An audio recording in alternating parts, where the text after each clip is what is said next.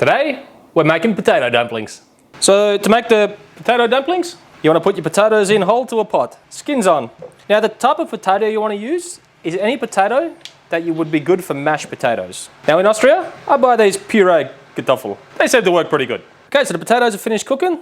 I pierced them with a knife and it went in nice and easy. So now we're just going to let them steam off for just a second so they cool down so we don't burn the absolute bejeebers out of our hands when we peel them. Here comes the worst part about making these dumplings, is you have to peel these potatoes while they're still quite warm. Now, I'm using my little rubber mitt here because my hands are sensitive and it hurts, but it's not really working so well. So, I'm just going to put up with the pain and go through and peel all these potatoes.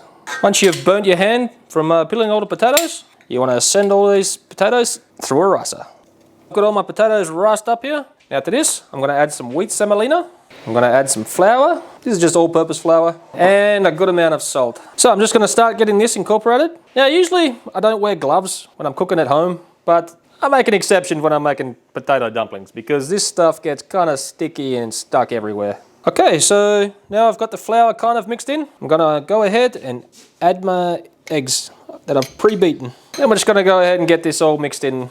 So the only surefire way to know that you've got enough flour in your dumplings is to go ahead and roll yourself one up, put a little pot of water on the boil and cook one as a little tester. So that's what we're going to do. Okay, so I pulled the tester out after it was finished cooking, having a little taste test. It was a bit of a hit. So I'm going to go ahead and roll the rest of them out and snack on the rest of this. Okay, once you get them all rolled out, you want to cook them in a pot of water that's just barely boiling. If they're this size, you want to cook them for around 15 minutes. If you make them bigger, cook them for around 20.